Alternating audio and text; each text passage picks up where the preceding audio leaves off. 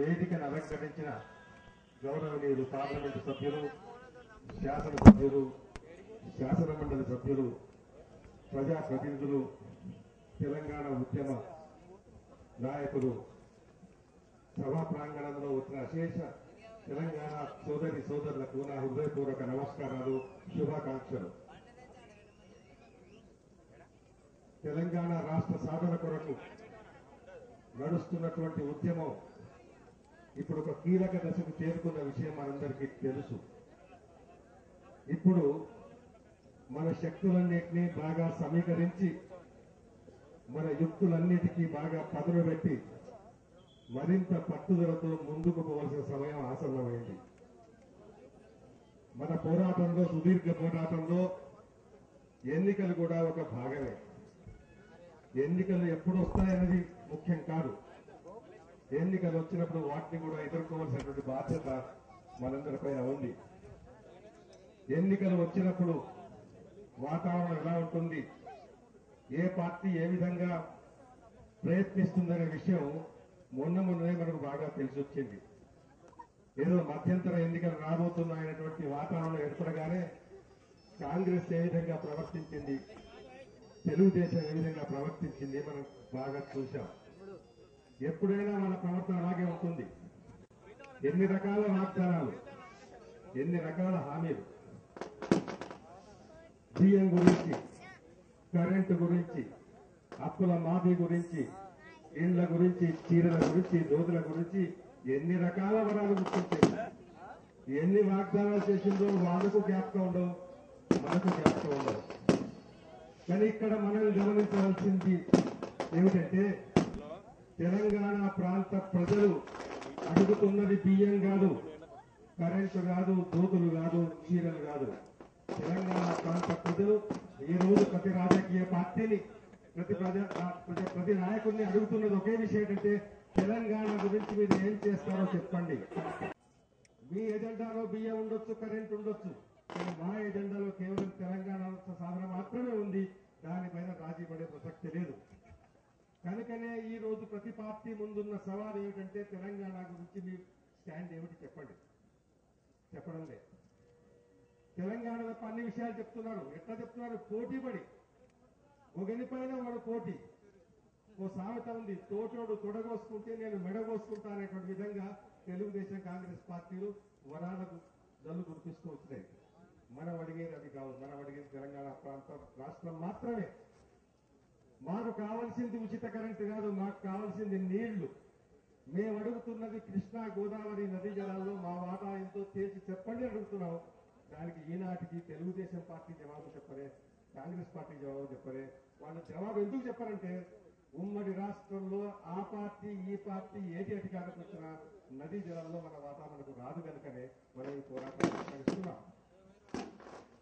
రాష్ట్ర భవిష్యత్తు గురించి మీ స్టాండ్ ఏమిటి అన్నప్పుడు, తెలుగుదేశం గత ఎన్నికల్లో సమైక్య ఆంధ్ర రాష్ట్రానికి కట్టుబడి ఉంటామంటే వాళ్ళకి ఏం గతి పట్టిందో మనం చెప్పనక్కర్లేదు. ఈ రోజు వాళ్ళు ఏమంటున్నారు, ఒకవేళ తెలంగాణ రాష్ట్రం వస్తే మేము ఆపగలుగుతామా, రాష్ట్రం తెచ్చే శక్తి మాకు లేదు, దాన్ని ఆపేటువంటి శక్తి మాకు లేదు, కనుక మాతో సంబంధం మాట్లాడుతున్నారు. పార్టీ వాళ్ళు ఇప్పుడు అంటున్న మాటలు, రాష్ట్రం వస్తే ఆపే శక్తి మాకు ఎక్కడుంది, రాకపోతే తెచ్చే శక్తి మాకు ఎక్కడుంది అని. అంతటికీ ఆగండి. ఇంకో మాట ఏమంటున్నారంటే, చంద్రబాబు నాయుడు మళ్ళీ అన్నాడు, సరి అయిన సమయంలో సరి అయిన నిర్ణయం తీసుకుంటామని. మీకు తెచ్చే శక్తి లేదు, ఆపే శక్తి లేనప్పుడు ఇంకా సరి అయిన సమయం ఏంటి, మీరు చెప్పే నిర్ణయం ఏమిటి? కనుక వీళ్ళ మాటలు నమ్మాల్సిన అవసరం లేదు. ఇక కాంగ్రెస్ సంగతి చెప్పనక్కర్లేదు. ఈ రోజు మొత్తం దేశంలో తెలంగాణ రాష్ట్రం రాకుండా అడ్డుకుంటున్న వాళ్ళు కేవలం కాంగ్రెస్ వాళ్ళు మాత్రమే. ఇంకో పార్టీ ఏది లేదని తెలిసిపోయింది, మన దగ్గర తెలిసిపోయింది. రాజశేఖర రెడ్డి మనం ఒక మాట అన్నాడు, ఆయన కూడా సరి అయిన సమయంలో చాలా బ్రహ్మాండమైన నిర్ణయం తీసుకుంటామని. ఇంకేం నిర్ణయం తీసుకుంటాం?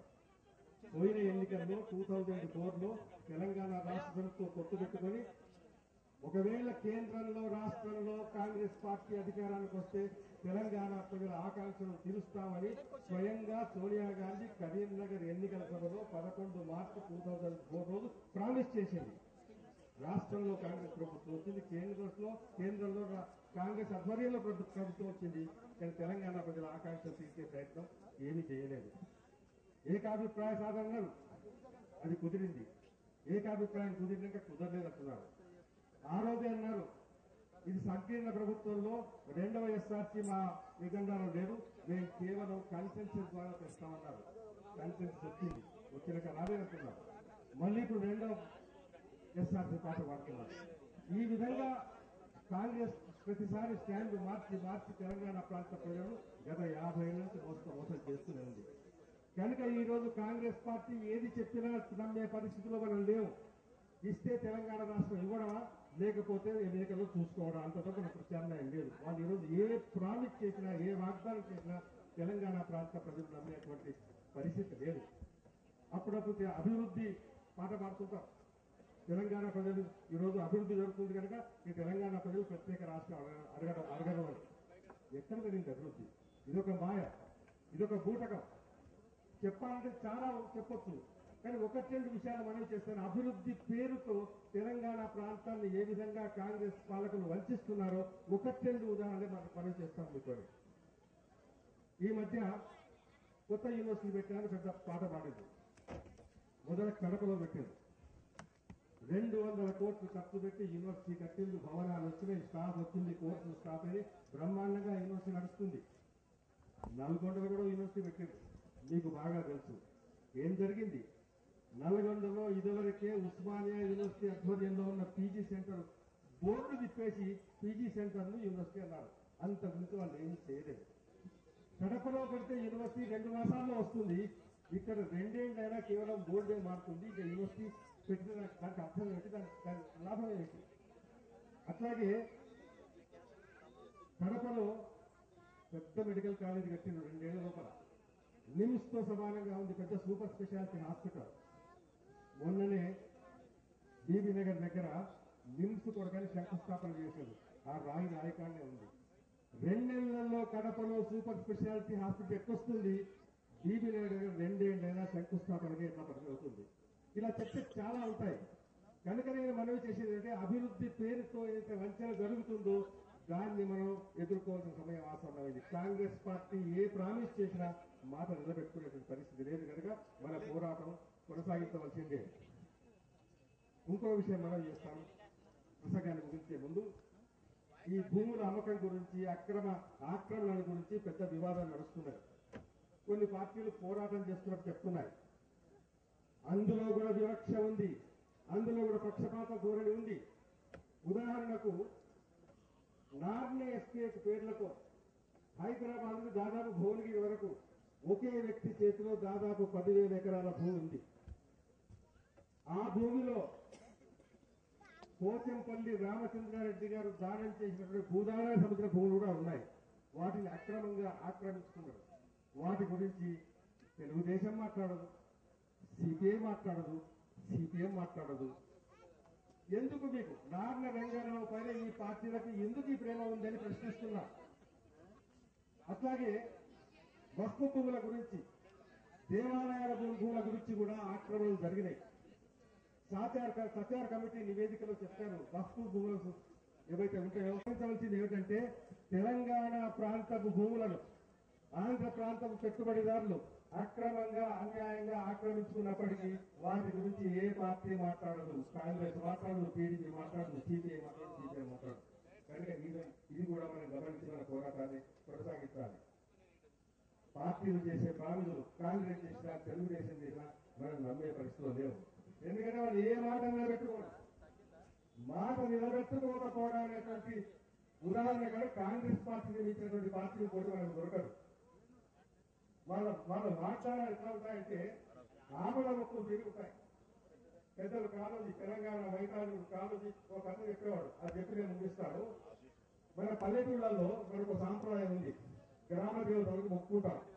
పోషణ తండ్రి, మైసమ్మ తండ్రి, ఆ పోలినమ్మగా మొక్కుకుంటారు. ఏమైనా అమ్మ నాకు ఈ కష్టం చెప్పి నేను కోరికలంతా సమర్పించుకుంటా, చిన్న దొరికేది పంపిస్తాను మొక్కుంటాను. ఆచారం మన కల్చర్ ఉంది. ఒక ఆయన కష్టం వచ్చి మొక్కున్నాడట, తల్లి నాకు ఈ కష్టం తీస్తే కోరికలు ఇస్తాను, దొరికేది కలిగిస్తా అంటే ఇంకోటి వచ్చి కాదని పెద్ద పని కావాలి, పెద్ద మొక్కు మొక్కాలి అన్నాడట. ఏం చేయాలంటే నేనే గొర్రె పిల్ల ఇస్తా నువ్వు నేను కలిగిస్తా అంటే నాతో చేత కాదంటే మొక్కుకోరా పందిరినాక అయిపోతుంది కదా వేలుకో మొక్కులు వేయలు అన్నట్టు మన కాంగ్రెస్ వాళ్ళ మొక్కులు కూడా అట్లాగే ఉంటాయి. ఎన్నికల ముందు మొక్కుకుంటారు, ఎన్నికలు అయిన తర్వాత ఎగ్గొడతారు. కనుక ఇక మీరు నమ్మే పరిస్థితి లేదు.